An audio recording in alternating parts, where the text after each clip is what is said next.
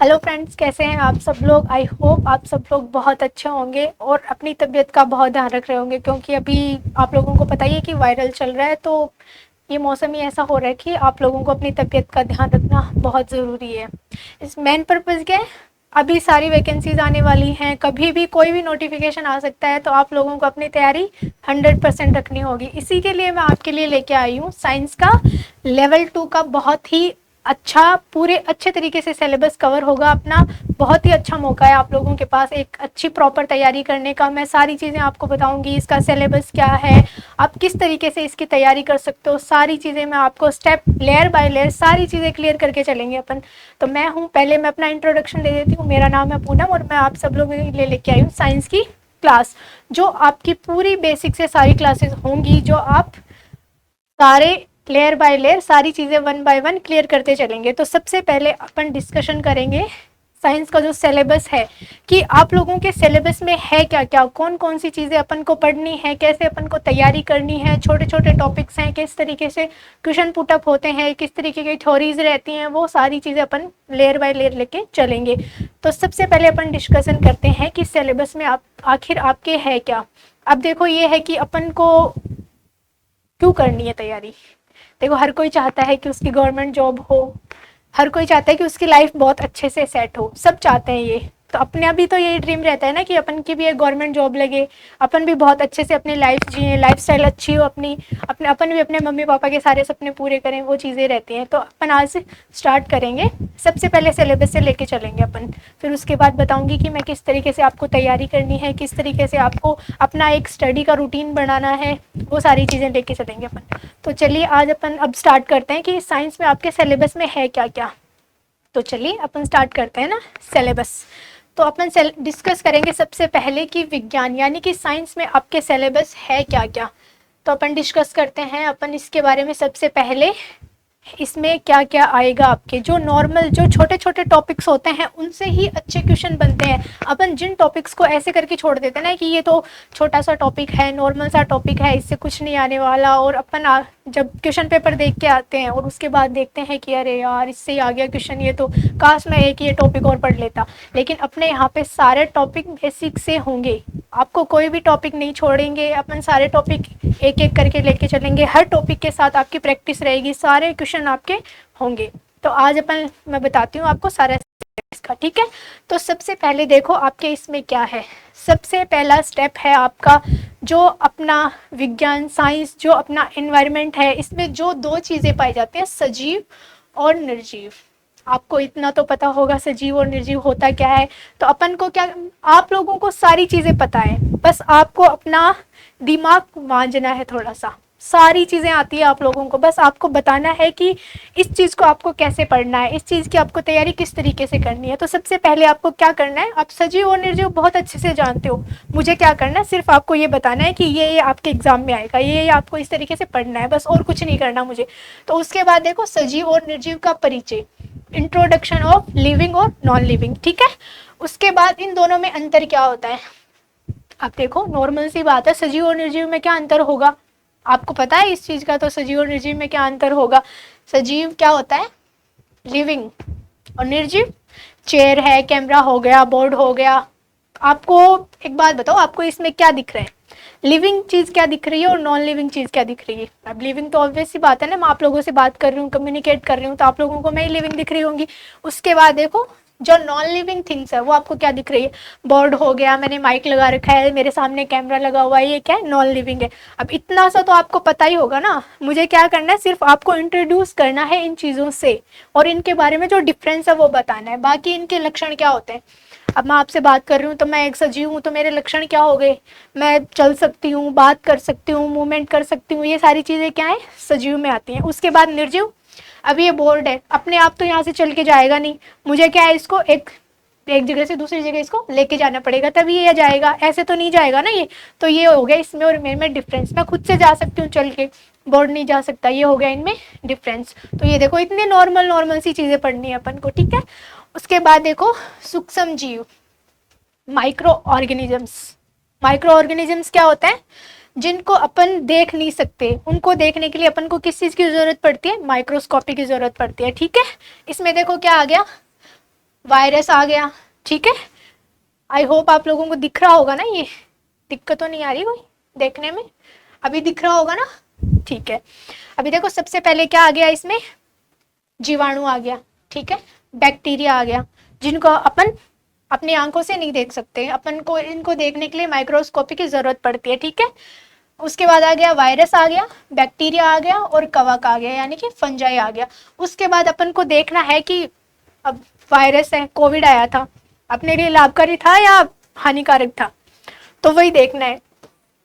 लाभकारी means beneficial, ठीक है, और अलाभकारी हार्मफुल, जो अपने लिए नुकसानदेह है। अब जैसे कोविड आया था, तो कोविड क्या है अपने लिए, हार्मफुल ही था ना, अलाभकारी था। तो बस मुझे सिर्फ इतना ही बताना है कि कौन कौन से बैक्टीरिया अपन को, अब दही वाला बैक्टीरिया है वो क्या करता है, लाभकारी है ना, अपने लिए फूड है, उसको कंज्यूम कर रहा है, उसको अच्छे से बना रहा है। अब दूध है, दूध से दही बन रहा है, तभी तो अपन उसको खा रहे हैं ना, तो वो अपने लिए क्या हो गया, बेनिफिशियल हो गया, ठीक है। तो मुझे सिर्फ आप लोगों को ये बताना है कि कौन सा बैक्टीरिया, कौन सा वायरस, कौन सा फंजाई आपके लिए लाभकारी है और कौन सा आपके लिए हार्मफुल है, अपन उससे सिक्योर रह सकें। जैसे कि कोरोना वायरस आया था, तो वो क्या था अपने लिए, हार्मफुल था, ठीक है। उसके बाद आ गया लिविंग ऑर्गेनिज्म, यानी कि सजीव, ठीक है। इसमें अपन को पढ़ना है कि पौधों के प्रकार, कितने तरीके के प्लांट्स होते हैं, और जिनके जैसे अपनी बॉडी पार्ट्स हैं उसी तरीके से प्लांट्स के भी तो बॉडी पार्ट्स होते हैं ना, तो उनमें कौन कौन से उनके बॉडी पार्ट्स होते हैं, तो अपन को उसके बाद पढ़ना है बॉडी पार्ट्स। तो उसके बाद क्या पढ़ना है, पादपों में पोषण, यानी कि जो प्लांट्स है, जैसे अपन अपना खाना खाते हैं, पानी पीते हैं, सारी जो अपनी हेल्थ के लिए ज़रूरी चीज़ें हैं वो अपन इनहेल करते हैं, वही पादपों में होता है कि पादपों में जो पोषण होता है वो किस तरीके से होगा, पादपों में जो न्यूट्रिशन होता है वो किस तरीके से चलेगा, ठीक है। उसके बाद रेस्पायरेशन, रेस्पायरेशन किस तरीके से करते हैं, वो उत्सर्जन, एक्स्ट्रा मटेरियल होता है उसको वो बाहर कैसे निकालते हैं। पादपों में और जंतु में कोशिका की संरचना, यानी कि जो एनिमल्स हो गए और जो प्लांट्स हो गए, उन दोनों में जो सेल है, दोनों में डिफरेंस रहेगा। अब ये तो है नहीं कि प्लांट की और मेरी सेल सेम होगी, लेकिन उसमें डिफरेंस क्या होगा वो अपन को पढ़ना है इसमें, ठीक है। उसके बाद उनके जो फंक्शन होते हैं, अब सेल है तो सेल के दोनों के फंक्शन अलग अलग होंगे। अब ये तो है नहीं प्लांट में जो सेल वर्क कर रही है वही सेल मेरे में होगी, वही काम मैं करूंगी, अब मेरे पत्तियां थोड़ी लगी हुई है हरी हरी, नहीं लगी हुई ना, तो वही अपन को डिफरेंस पढ़ना है कि दोनों में कौन कौन सी, पादप और जंतु में जो कोशिका है उनमें दोनों के कार्य क्या होते हैं, दोनों के अलग अलग कार्य होंगे, तो वही अपन को पढ़ना है इसमें, ठीक है। और उसके बाद पढ़ना है अपन को सेल डिवीजन, यानी कि जो सेल डिवीजन होता है वो किस तरीके से होता है, प्लांट्स में कैसे होगा और एनिमल्स में कैसे होगा, वो अपन को पढ़ना है इसमें, ठीक है। उसके बाद पढ़ना है अपन को मानव शरीर एवं स्वास्थ्य। अब यहाँ आ गया देखो ह्यूमन बॉडी एंड जो अपनी हेल्थ है उसके बारे में पढ़ना है अपन को। उसके बारे में देखो क्या क्या पढ़ना है अपने, बेसिकली सबसे इंपॉर्टेंट है इसमें डिजीज, डिजीज सबसे ज्यादा इंपॉर्टेंट है। तो देखो सूक्ष्म जीवों से फैलने वाले रोग, यानी कि जो अपन ने यहाँ पे देखा है जीवाणु, वायरस, फंगस, इनसे जो डिजीज अपने फैलती हैं उनके बारे में अपन को पढ़ना है। अब जैसे हो गया क्षय रोग, हो गया खसरा, हो गया डिप्टीरिया, हेजा, टाइफाइड, ये वाली डिजीज अपन को पढ़नी है, ठीक है। अब इसके और भी हैं, अपन उनके नाम भी पढ़ लेंगे, ठीक है। रोगों से क्या, सूक्ष्म जीवों से फैलने वाले रोगों से बचाव के उपाय, यानी कि ये कौन कौन से बैक्टीरिया या माइक्रो ऑर्गेनिज्म से ये डिजीज फैलती हैं और इनको रोकने के कौन कौन से उपाय हैं जो अपन कर सकते हैं। फिर उसके बाद आएगा मानव शरीर के, उसके बाद आएगा मानव शरीर के विभिन्न तंत्र, यानी कि कौन कौन से सिस्टम्स हैं मानव शरीर के, वो अपन को पढ़ने। उसके बाद जो संक्रामक रोग हैं, जो छूने से, छींकने से, खांसने से, जो अभी जैसे चल रहा है वायरल फीवर चल रहा है, तो वो किस तरीके से फैल रहा है, वो एक संक्रामक रोग है। क्यों, क्योंकि वो छींकने से, खांसने से, जो अपना इंटरेक्शन करते हैं अपन, उससे फैल रहा है, तो वो क्या हो गया, संक्रामक रोग हो गया। आई होप आप लोगों को समझ में आ रहा होगा, मैं बता रही हूँ जो बहुत ही सिंपल है, मैं जैसे बता रही हूँ ना आप लोगों को सब कुछ आता है, जो बच्चा यहाँ पे आया है उसको सब कुछ आता है। हमें क्या करना है, सिर्फ उसको लेयर बाय लेयर उसको साफ करते जाना है। उस बच्चे का माइंड बहुत ही शार्प है। अगर वो बच्चा किसी चीज़ की तैयारी कर रहा है, उसके दिमाग में चल रही है कोई चीज़, हाँ मुझे इस चीज़ की तैयारी करनी है, तो वो पहले से ही अपनी लाइफ में जीत चुका है। जिसको ये लग रहा है कि मुझे कुछ करना ही नहीं है, बस मुझे कोचिंग जाना है, पढ़ना है, लिखना है, कोई मतलब नहीं है इन चीज़ों से, बस वो टाइम पास के लिए जा रहा है, तो वो कुछ नहीं कर पाएगा। लेकिन जो बच्चा यहाँ तक है क्लास में, जो यहाँ पे सिलेबस देख रहा है, एटलीस्ट उसका माइंड सेट है, उसको पता है कि मुझे क्या चीज़ करना है, क्या करना है, क्या पढ़ना है, कौन कौन से आगे बढ़ने के लिए मुझे क्या क्या चाहिए, वो पहले से इंस्पायर है इन सब चीज़ों के लिए। फैलने के कारण और बचाव। अब जो संक्रामक रोग है, जैसे वायरल है, अब वायरल फीवर चल रहा है अभी, तो वो संक्रामक रोग हो गया। उसको फैलने के कारण, यानी कि वो किस वजह से फैल रहा है, और उसके बचाव के, वो अपन को दोनों चीजें पढ़नी है इसमें, ठीक है। उसके बाद आगे भोजन के स्रोत, ठीक है। भोजन के स्रोत आ गए। भोजन के जो प्रमुख अवयव है, यानी कि अपन को कौन कौन से न्यूट्रिशंस लेने चाहिए, वो वाली चीज आ गई इसमें, ठीक है। इनकी कमी से होने वाले रोग, यानी कि मान लो अपन ने कोई न्यूट्रिशन नहीं लिया, अपन अपनी बॉडी को उसकी रिक्वायरमेंट है लेकिन अपन ने वो नहीं लिया, लेकिन उसकी वजह से कौन कौन से रोग हो सकते हैं। अब संतुलित भोजन क्या हो जाएगा, जो अपनी बैलेंस डाइट है उसको बोलते हैं अपन संतुलित भोजन। बैलेंस डाइट होती है कि जैसे कुछ लोगों को देखा होगा आपने, जैसे जिम करते हैं तो वो प्रॉपर प्रोटीन रखते हैं अपने, इतने परसेंट प्रोटीन लेना है, इतने परसेंट पानी पीना है, ये करना है, वो करना है, वो सारी अपनी डाइट क्या रखते हैं, बैलेंस रखते हैं, ठीक है।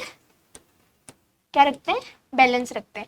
तो उनको पता है कि मुझे ये चीज़ें प्रॉपर टाइम पे लेनी है और इतनी इतनी लेनी है, वही चीज़ होती है संतुलित भोजन। अपनी लाइफ को बैलेंस रखने के लिए जो अपन खाना खाते हैं उसको बोलते हैं बैलेंस डाइट, ठीक है। उसके बाद आगे देखो जंतु प्रजनन, यानी कि जो एनिमल में रिप्रोडक्शन होता है वो कौन कौन सी विधियों से होता है, और जो किशोरावस्था होती है उसके बारे में भी अपन को इसी में पढ़ना है। तो इसमें देखो एनिमल्स में रिप्रोडक्शन हो गया, उसके बाद किशोरावस्था आ गई। अब जनन की कौन कौन सी विधियां हैं, कौन कौन सी विधियों से रिप्रोडक्शन होता है एनिमल्स में। एक हो गया लैंगिक सेक्सुअल रिप्रोडक्शन, देन दूसरा हो गया अलैंगिक यानी कि एसेक्सुअल रिप्रोडक्शन, ठीक है। किशोरावस्था और यौनावस्था, इसके बारे में क्या पढ़ना है अपन को, शारीरिक परिवर्तन, यानी कि जब बच्चा धीरे धीरे बड़ा होता है तो उसमें कौन कौन से धीरे धीरे चेंजेस आते हैं, तो वो अपन को इसमें पढ़ना रहेगा, ठीक है। कौन कौन से उसमें चेंजेस आ रहे हैं। जैसे ही किशोरावस्था से यौनावस्था की ओर बच्चा जाता है तो उसमें क्या क्या चेंजेस आते हैं, उसकी आवाज़ भारी होने लग जाती है, दाढ़ी मूंछ आने लग जाते हैं, उसका शरीर भी थोड़ा सही होने लग जाता है, वही चीज़ें रहती है इसमें, ठीक है। उसके बाद पढ़ते हैं कि जनन में हार्मोन की भूमिका। अब यानी कि रिप्रोडक्शन करते हैं उस टाइम कौन कौन से हार्मोन काम आते हैं, कौन कौन से हार्मोन इंपॉर्टेंट रोल प्ले करते हैं, तो वो अपन को इसमें पढ़ना है, ठीक है। जननात्मक स्वास्थ्य, यानी कि रिप्रोडक्शन के बाद जो जननात्मक स्वास्थ्य होता है वो किस तरीके से बैलेंस रखें, किस तरीके से वो अच्छा रहेगा, वो सारी चीज़ें अपन को ढंग से पढ़नी है, ठीक है। उसके बाद ये पोर्शन आ गया फिजिक्स का, ठीक है। अब देखो इसमें क्या क्या पढ़ेंगे अपन, बल एवं गति, फिजिक्स में पढ़ेंगे अपन बल एवं गति। उसके बाद पढ़ेंगे बलों के प्रकार की कौन कौन से टाइप के बल होते हैं, फोर्स होता है, पेशीय बल हो गया, घर्षण बल हो गया, गुरुत्व बल, चुंबकीय बल, स्थिर विद्युत बल आदि। इन सब को अपन बेसिक से पढ़ेंगे, शुरू से पढ़ेंगे, आपको सब समझ में आएगा, टेंशन लेने की जरूरत ही नहीं है आपको। उसके बाद आ गया गति के प्रकार, ठीक है। गति के प्रकार में देखो कौन कौन से प्रकार आ गए इसके, रेखीय आ गया, वृत्ताकार आ गया, कंपन आ गया, आवर्त एवं घूर्णन, ठीक है।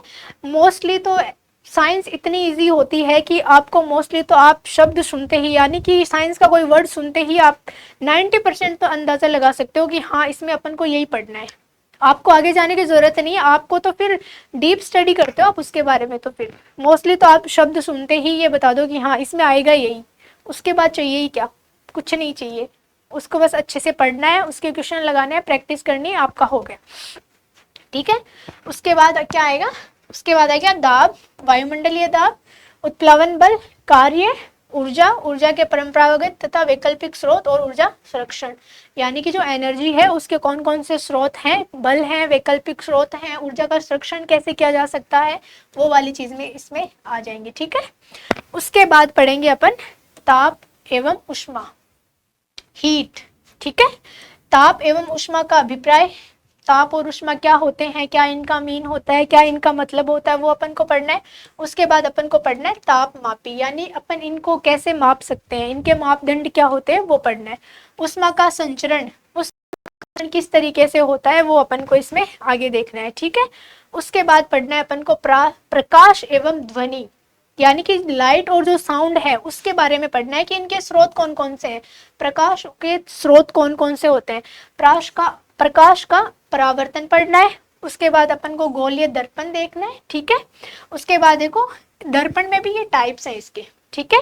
कौन सा, गोलीय दर्पण हो गया, समतल दर्पण हो गया, गोलीय दर्पण से प्रतिबिंब का बनना, यानी कि जो गोलीय दर्पण होते हैं उनसे प्रतिबिंब कैसे बनता है वो अपन को देखना है इसमें, ठीक है। उसके बाद आ गया प्रकाश का अपवर्तन। उसके बाद देखते हैं अपन लेंस। लेंस से प्रतिबिंब का निर्माण हो गया। ध्वनि, ध्वनि के अभिलक्षण हो गए, ध्वनि संचरण हो गया, ध्वनि प्रदूषण हो गया, ये सारी चीजें अपन को पढ़नी है प्रकाश एवं ध्वनि में, ठीक है।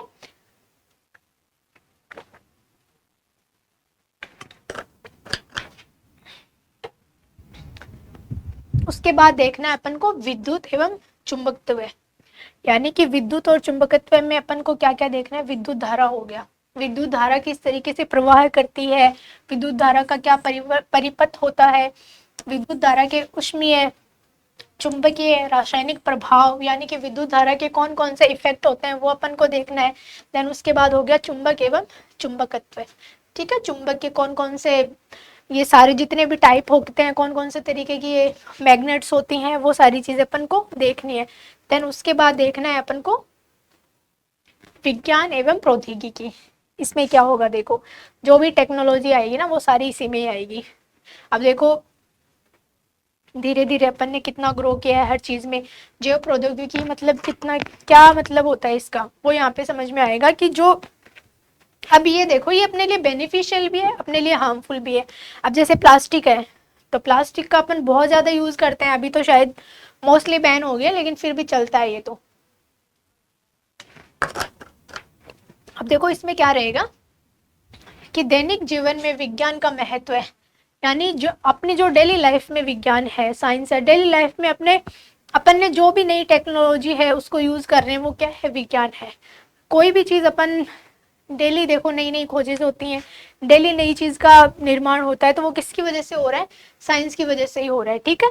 तो अपने दैनिक जीवन में यानी कि डेली रूटीन में जो जो विज्ञान का महत्व होता है। अब जैसे आप कोरोना वायरस का ही देख लो, अगर मान लो इतनी टेक्नोलॉजी नहीं होती तो वायरस का उसका एंटीडोट कैसे बनता, कैसे मिलता अपन को वो। तो वही चीज है कि विज्ञान का बहुत ज्यादा महत्व है इसमें, ठीक है।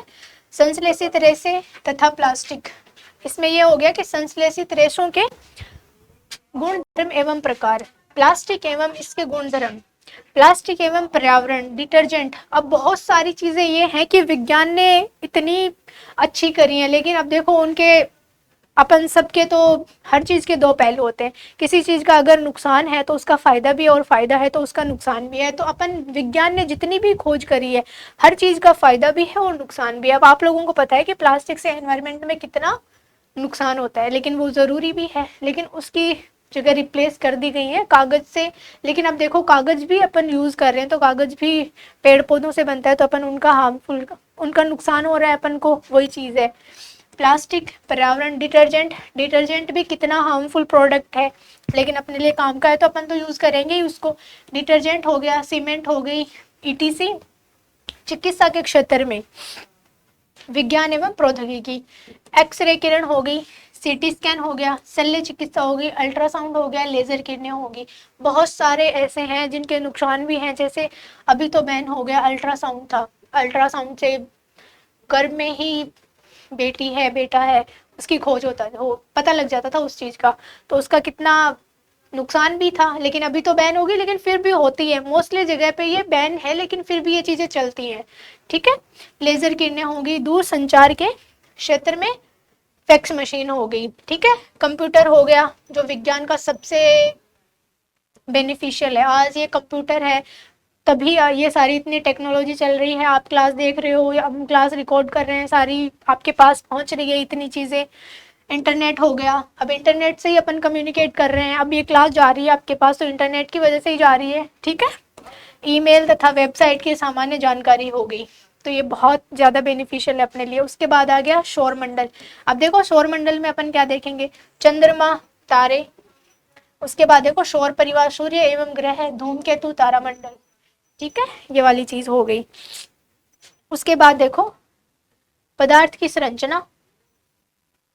अब ये देखो इसमें क्या रहेगा, पदार्थ की संरचना, कि पदार्थ की क्या संरचना है, किस तरीके से उसकी स्ट्रक्चर बन रही है, परमाणु, अणु, इसमें क्या क्या देखेंगे अपन, परमाणु हो गया, अणु हो गया, परमाणु की संरचना होगी, तत्व, यौगिक, मिश्रण, मिश्रण के अवयवों, पृथक्करण, तत्वों के प्रतीक, यौगिक के रासायनिक सूत्र, रासायनिक समीकरण, भौतिक एवं रासायनिक परिवर्तन, ये सारी चीज़ें पढ़ेंगे अपन पदार्थ की संरचना में, ठीक है।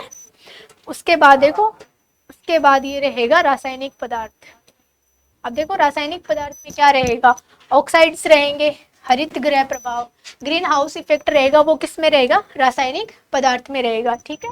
और वैश्विक तापक, वैश्विक तापन भी रहेगा, यानी कि जो ग्लेशियर वगैरह पिघल रहे हैं वो किसकी वजह से पिघल रहे हैं, ग्रीन हाउस इफेक्ट की वजह से, ठीक है। हाइड्रोकार्बन्स हो गए, सामान्य जानकारी इसके बारे में अपन को जनरल नॉलेज लेना है, ठीक है। उसके बाद हो गया एसिड हो गया, बेस हो गया, लवण हो गया, ऑक्सीजन गैस हो गई, नाइट्रोजन गैस हो गई, नाइट्रोजन चक्र हो गया, नाइट्रोजन फिक्सेशन का जो चक्र होता है वो हो गया, नाइट्रोजन गैस के बारे में पढ़ना है, फिर कोयला है, फिर पेट्रोलियम है, फिर प्राकृतिक गैस है। तो अभी देखो ये है अपना पूरा रीट लेवल 2 का पूरा सिलेबस। तो अभी आपने सिलेबस देख लिया है, तो अपन अब क्या करेंगे, अपनी डेली क्लास रहेगी, तो मैं चाहती हूँ कि आप डेली लाइव आयो और डेली क्लास ज्वाइन करो और अच्छे से पढ़ाई करो, ठीक है। तो कल अपन चलेंगे, देखो लेयर बाय लेयर लेके चलेंगे। सबसे पहले अपन क्या करेंगे, सजीव निर्जीव में जो क्या अंतर होता है इसका सबसे पहले इंट्रोडक्शन लेंगे, इनमें क्या रहेगा, फिर इनका अंतर रहेगा, और फिर इनके क्या क्या कैरेक्टरिस्टिक्स होते हैं वो वाली चीज़ें पढ़ेंगे। तो मैं चाहती हूँ कि कल अपनी जब लाइव क्लास स्टार्ट होती है तो आप लाइव क्लास ज्वाइन करो और ज़्यादा से ज़्यादा अच्छी पढ़ाई करो। अपन सारी चीज़ें एकदम बेसिक से लेके चलेंगे। सबसे पहले क्या रहेगा, आपका टॉपिक कंप्लीट होगा, ठीक है। टॉपिक के कंप्लीट होने के बाद क्या रहेंगे, आपके प्रैक्टिस रहेंगे। जैसे मान लो जितने भी क्वेश्चन बन सकते हैं, जितने भी इससे क्वेश्चन बन सकते हैं, अपन सारे क्वेश्चन प्रैक्टिस करेंगे। अब इससे क्या रहेगा, आपका पूरा टॉपिक क्लियर हो जाएगा। अब पूरा टॉपिक क्लियर होते ही क्या होगा, पूरा टॉपिक क्लियर होने के बाद आपको इस टॉपिक को सिर्फ और सिर्फ रिवाइज करना पड़ेगा, एक बार देखना पड़ेगा। उसके बाद साथ के साथ ही आपके क्वेश्चन प्रैक्टिस हो जाएंगे, देन साथ के साथ ही आपका क्या रहेगा, पूरा टॉपिक क्लियर हो जाएगा। तो सबसे पहले क्या करेंगे, अपन इस टॉपिक को कवर करेंगे, और कवर करने के बाद क्या करेंगे, अपन इसको पूरा डिस्कस करेंगे, इसकी सारी प्रैक्टिस, PYQs रहेंगे, MCQs रहेंगे, सारी चीज़ें अपन प्रैक्टिस करेंगे इसमें। तो ये वाली चीज़ रहेगी। तो कल अपन मिलते हैं लाइव क्लास में नए टॉपिक के साथ।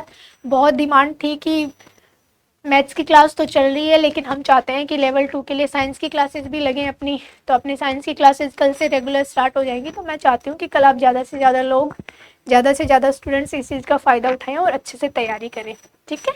Good evening.